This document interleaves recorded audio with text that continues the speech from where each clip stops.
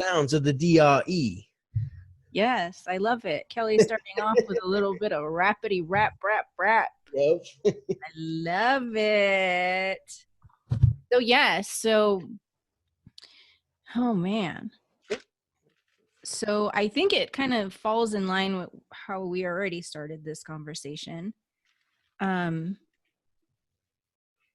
one of the things. Hey.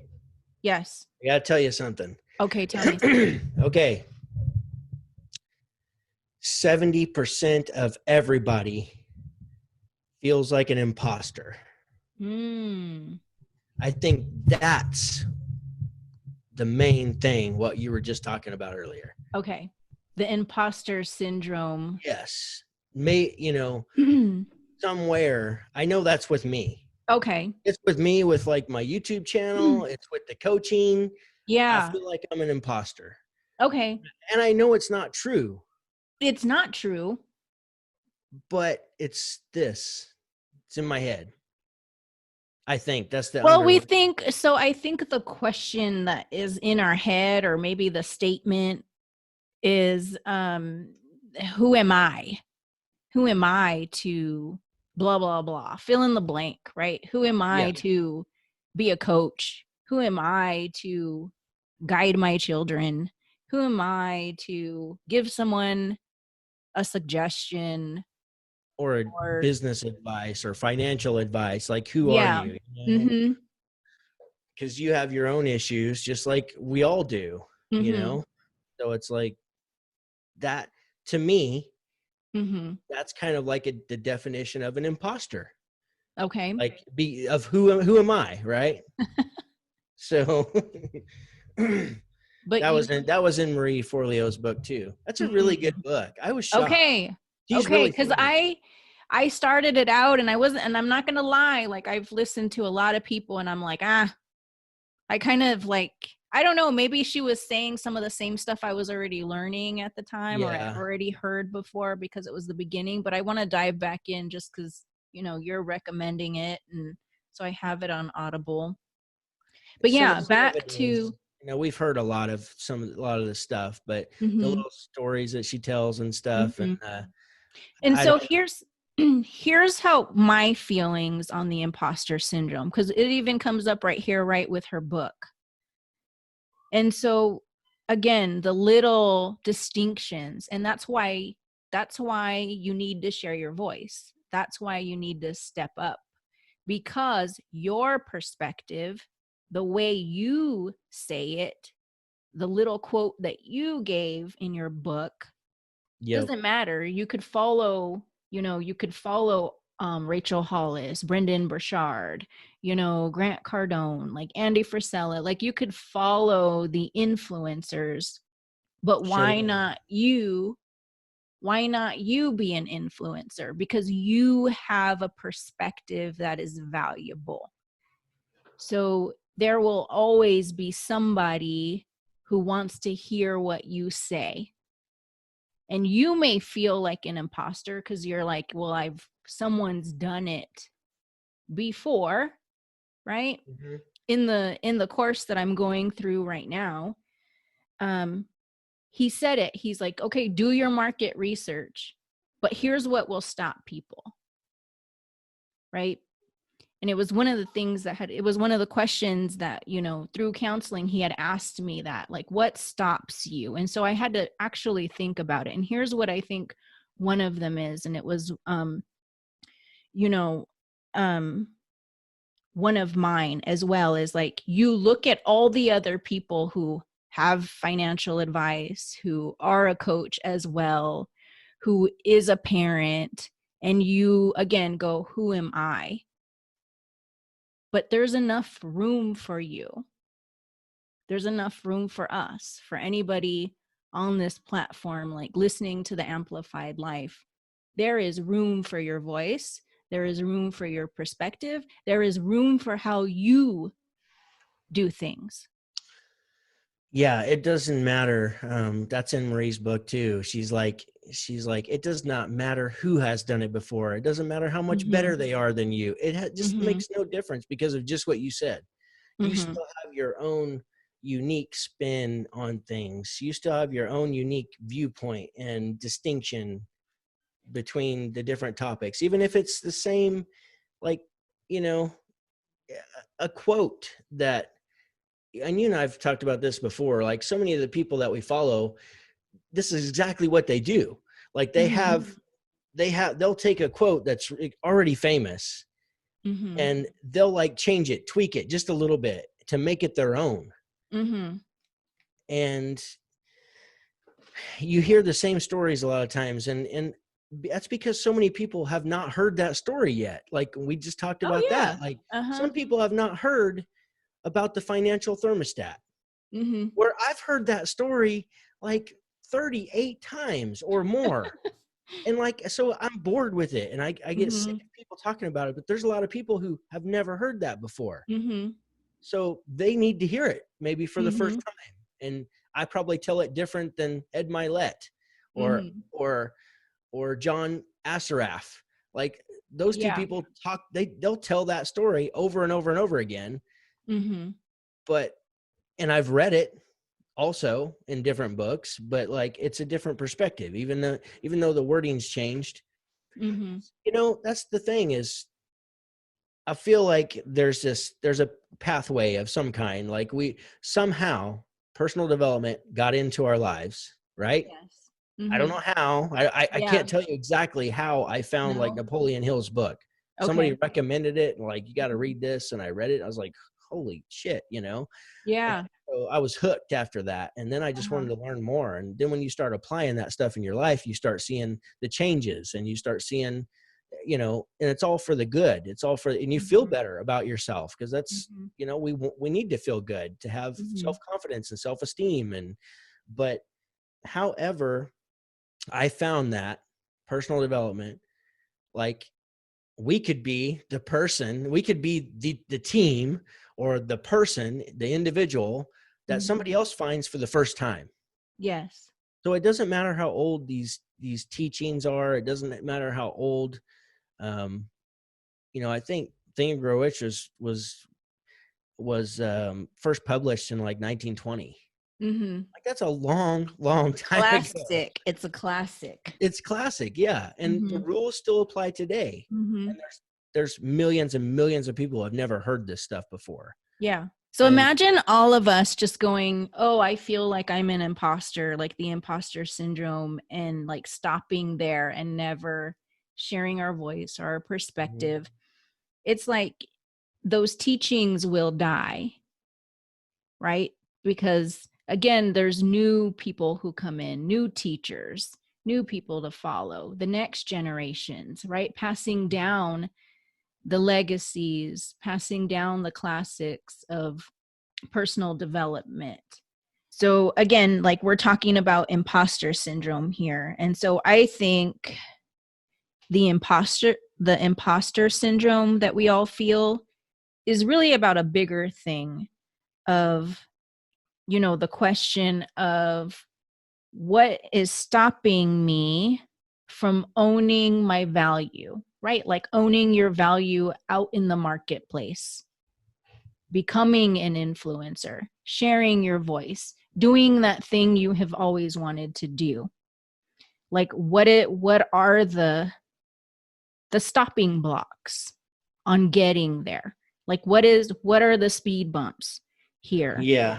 And I feel like imposter syndrome is one of the things, right? And it's like the second thing, you know, as we were talking about this is not recognizing your uniqueness. That's a stumbling block for a lot of people. Because again, it goes back to that question, like, who am I? Well, you're a unique individual. Sure. There's also that fear. What we've talked about is like you're comparing yourself to this, you know, there's no matter what you want to do, like there is somebody in that industry, there is somebody that's already doing it.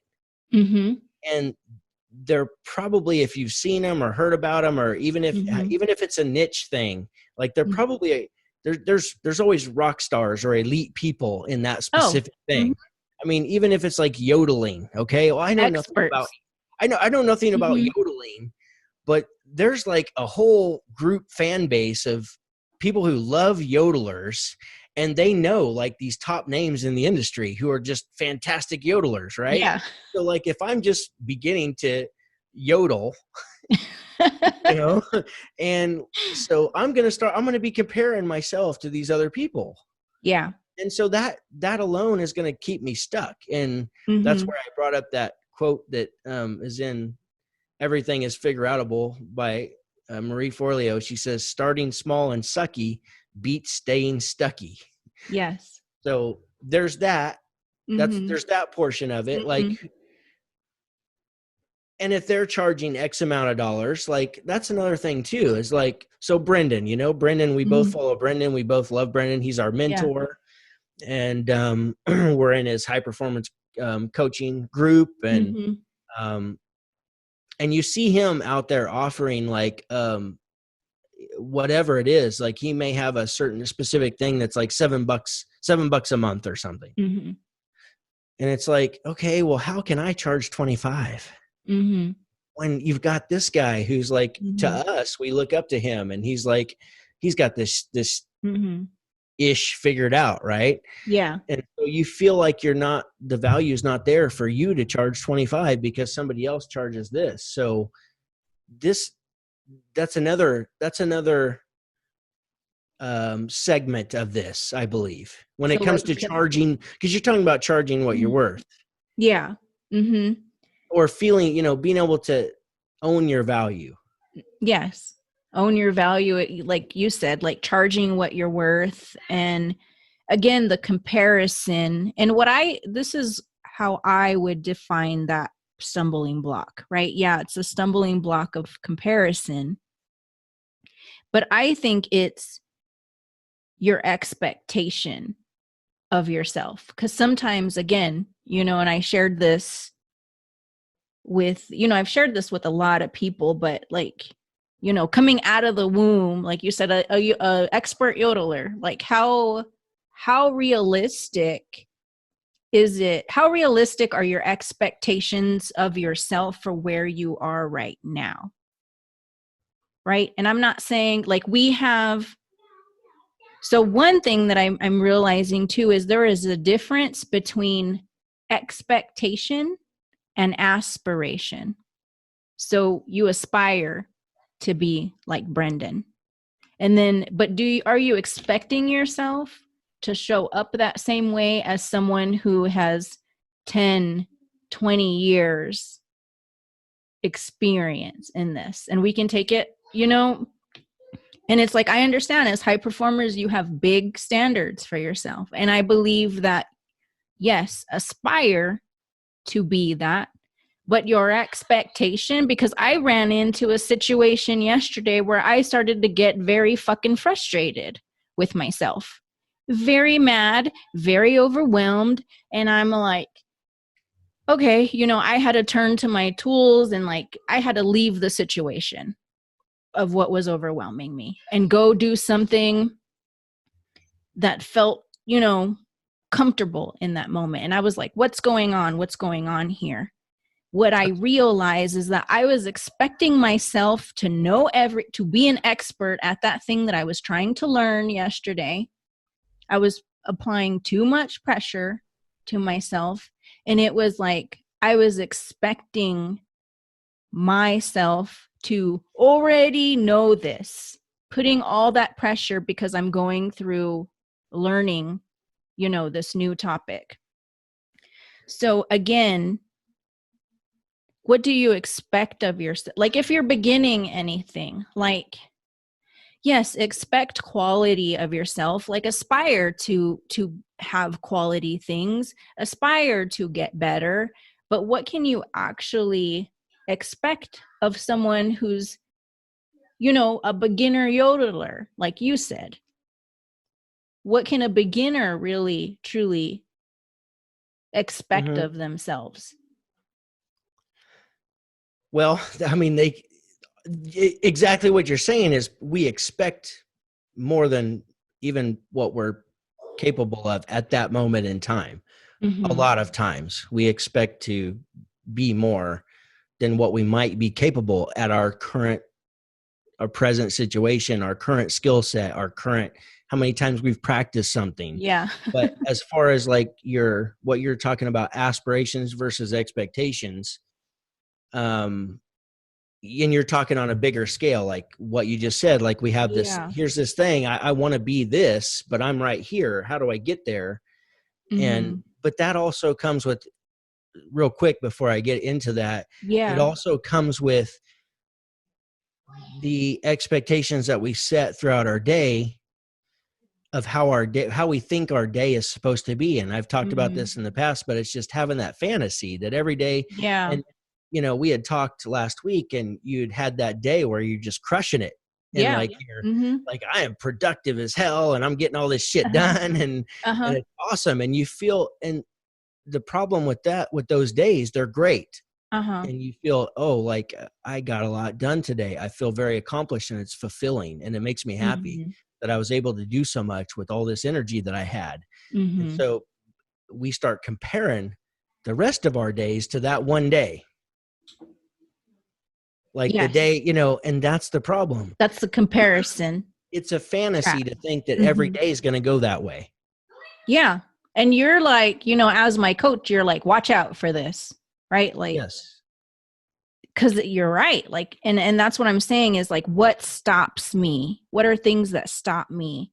And it's like, I'm realizing one of those things is that expectation of that, like you said, that fantasy of every day is going to be a good day, and my mantra has been when I have bad days is like, mama said there'd be days like this. Like I remind myself like it is part of the process, like learning, struggle, fucking straight up frustration.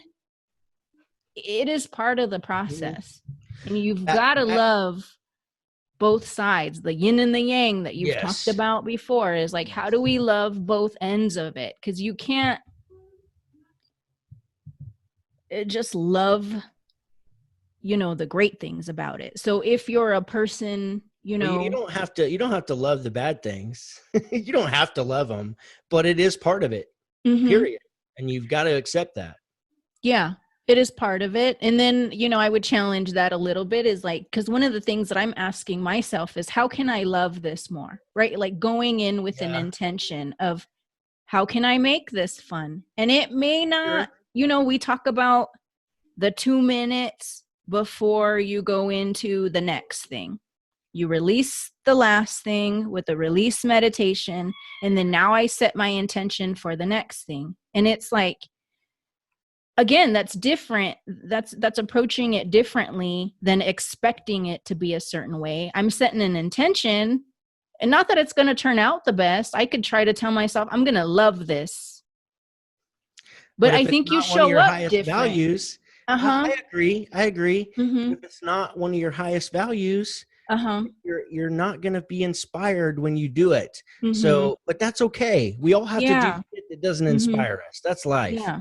And if do you have to hate it though? No, you don't have to hate it. No. Yeah. Just know, and by telling yourself that this is on the way. It's not in the way, it's on the way. I like that one. I love when you say that. Wade through a cesspool of shit on my way to where I'm going. Yeah. And it may feel like that some days, but the first thing I would say, as far as if I'm wanting to learn something new, from aspirations to expectations of whatever it is that I'm inspired by and motivated to actually do, is not reinvent the wheel. That's the number one thing. Somebody out there has already done it. Yeah. And they've got a proven track record, and they've been able to be successful at it, no matter what it is, whether it is yodeling. So you can always go back to, or if it's business, okay, well, pick somebody that you admire in your business and find out if there's a biography on them. And you're going to learn about the shit that they went through to get where they are, because just like we said, there's no victory without pain. Yeah. It's like, And I think we leave that part. The pain is waiting through the shit or whatever. And again, I think, when people do compare themselves, they leave that part of that other person's story out, right? Like that they've actually struggled and been in the ditch and stuff. And exactly. There's no such thing as overnight success. There is no such thing. Ever. Yeah. Yeah.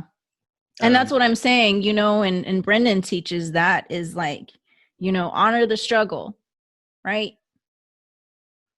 Well, maybe like you're right. Like you don't got to love it. Right. But appreciate it, know it, stare it in the face when it shows up. Mm-hmm. There's people that step on the scene all the time in all industries that you've never heard before. You never heard of before. Like Trent Shelton. Yeah. You never heard of Trent Shelton? Love Trent. What's up, Trent? Never heard of him. Mm-hmm. Never heard of Ed Milet. Mm-hmm. Never heard of, just pick anybody. Kelly McKay.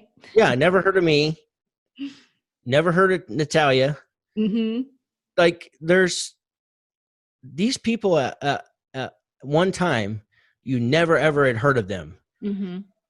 And then all of a sudden, like they're blowing up. Like you see them, and you see them all over your YouTube feeds. Starting podcasts. Mm-hmm. And now they got courses and they got events that you can go to and you can be a part of their mastermind group and all this thing. Well, you didn't see like everything that built them up to that point. You weren't in the ditches with them digging. Mm-hmm. Like Andy Frisella talking about mm-hmm. living out of the back of the store that they rented to sell their supplements for like 10 years. Mm-hmm. Nobody sees that shit.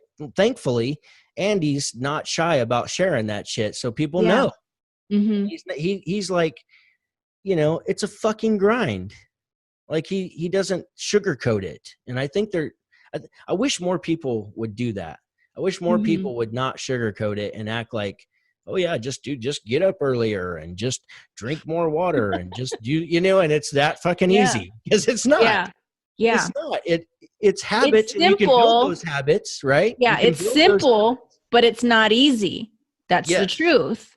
We can say, don't hate it, set an intention before you get, you go into the thing that you may not like to do.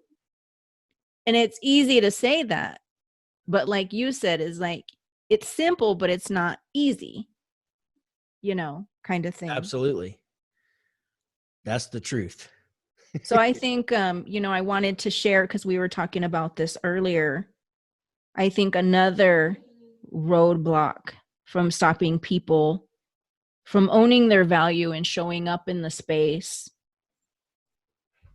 can also be like the fear of what other people will say about them, right? We kind of talked about a little bit about this earlier. And I think that's another part to own. And you were saying it very well, of, again, focus on all the people that you're serving. What is your why? Who are you delivering your content to? Be there for them. Don't worry about the people that are going to say something. And most people won't say something, they're going to stay out of your way. They're going to they're going to share your stuff. They're going to support you. At least that's what I'm finding for myself is more and more people are showing up to support me. And there's always going to be a portion of people that disagree with you or think you're stupid or or don't like the way your hair looks or they don't like the color of your microphone or, like there's just miserable bastards out there. Hey, miserable bastards. It's not you. They don't like anybody. And it's the same people talking about the next person and the next person. Like that's just how they live. But if that's gonna affect you, another thing that you can do that I've heard some of my mentors say is that, like, collect your wins. Like, how many times when somebody posts something, that's inspiring, or like reaches out to you and say, oh, thank you so much, Natalia. I just needed to hear this. This was the perfect timing. Thank you. Yes. Write that down or snapshot it and start saving those. That's a great one. I'm going to do this, Coach. Yes. Because I need this right now where I am, and pre-launch and everything is like, and I saw that today where I went and I posted my announcement to my, my Facebook group, my private one. And it's like, when I shared that announcement again, I saw the comments below it. And it was people like, I'm in here with you. Thank you so much for, taking the time to help us out here. It was a lot of very encouraging comments. So, I mean, that right there, like, I'm going to take this. So if you're listening out there in Amplified land, take your accomplishments, write them down, on a piece of paper, print them out if you have testimonials somewhere. Copy and paste them on a Word document and just save them. Start saving them. I'm going to put that around my office myself. Like, I'm going to post them around to remind me every day the value that I am bringing, and that it is important, and then that I show up, right? And that I say fuck you to the imposter syndrome, say fuck you to the expectations, these crazy expectations that I have, love my aspirations, and I will get there, but really, like, screw the people who are going to say something bad about you and what you're about to do or are doing. Like, we should not focus on that, because we should focus on who we can help, who we are helping, who will take this message. And like you shared earlier, Kelly, like, maybe you're the first person to introduce someone to personal development, and it impacts them, and it impacts it is my honor. the rest of their life. Because once I got introduced to it, game on. Game on. No one has stood in my way to grow since then. Yeah. So, what we were talking about, we didn't really get on this subject, but it's like, because that's a great thing. Like, collect those wins. Think about times where you, not just times where people posted something or wrote something kind, but also think about the times where, you're appreciated, even if it's your family and your siblings or whatever. I mean, like, just think of those times and collect those. And you can always use those to help you, turn that frown upside down, or get glad in the same pants you got mad in. Yeah. Because sometimes we need that. We need to put ourselves, gain perspective again and equalize ourselves back to the equilibrium. We got to stay. We can't stay. You can't stay down here, but you also can't stay up here. You know? It's a fantasy to think we're going to stay up here and have this, that super productive day every single day. Yeah, it's just we not got going to to remind ourselves, like Mama said, there'd be days like this. Mm-hmm. So that's a big thing you bring up there.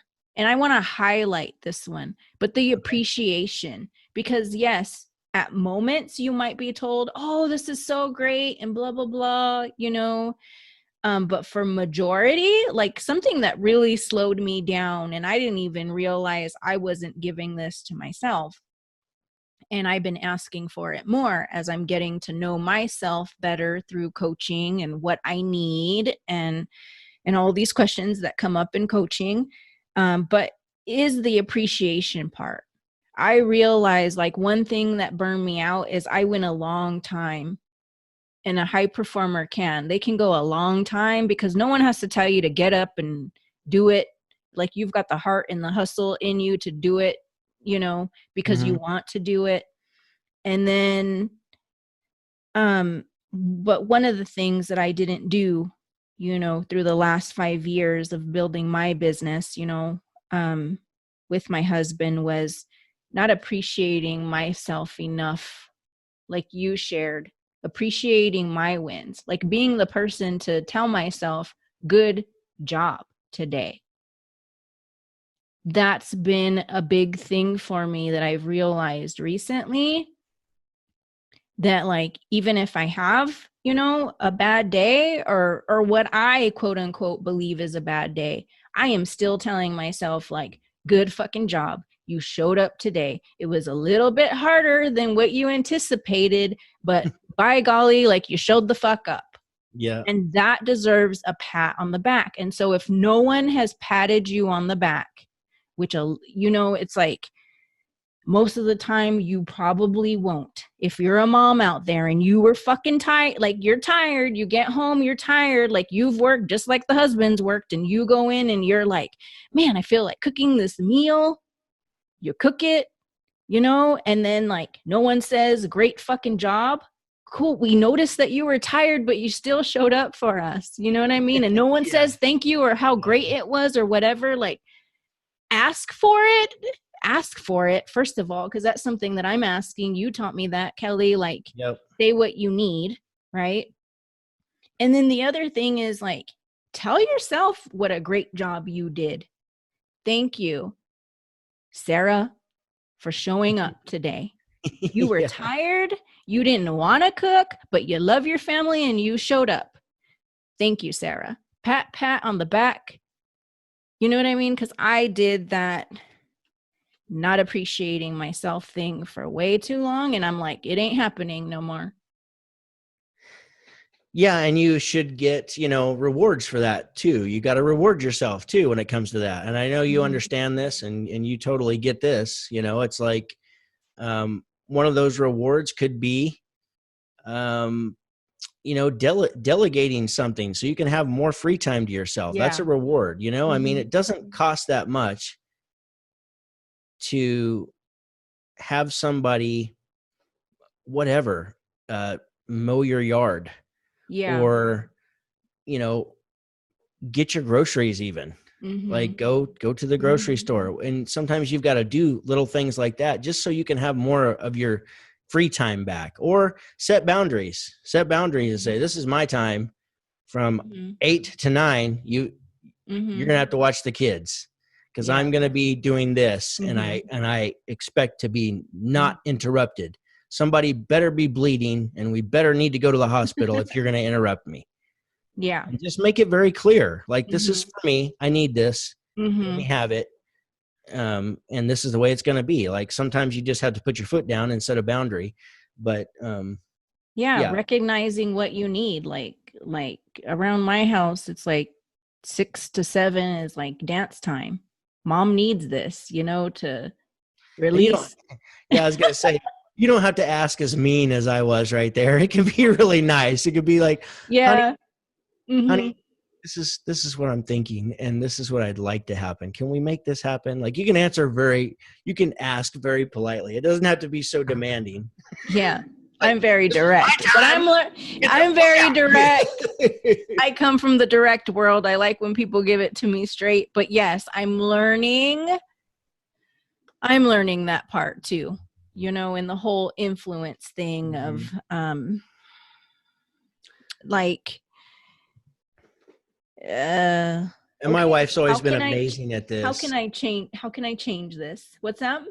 My wife's always been amazing at this. She gives me my space. If I want to go do something, if I want to, you know, meditate and read and work out or play my PlayStation, like, she just gives me as much time as I need. And she knows that when I'm done, I'll be in there. I'll be wherever. I'll be with her. Yeah. You know, and in the meantime, I'm right here if she needs anything. So she's always been amazing at that. And I really appreciate it. And we all need time to ourselves. Yeah. Period. And I don't really get it at work, you know. So when I do go home, I want some time to myself at home. And I think you want some time to yourself in different environments too. So yeah, I want some time to myself at home. And yeah, I do want some time to myself at work. And I get a good deal of time to myself, but you get what I'm saying. It's like, I can be interrupted any moment, like I was earlier. So, no matter how much I try to plan and time my schedule, as long as I'm here at work, like, I'm open it's open season for somebody who needs to ask me a question or something. It's just, I can set boundaries. Yes, absolutely. I don't know where I'm going with that, other than I can't time. Like, I can go for 6 hours of the day and not have anybody, no interruptions, no nothing. But as soon as I decide I'm doing something that requires my full attention or something, well, then it's like ding, ding, ding, like knock, knock, knock, phone ringing. And it, that's just how it seems to go.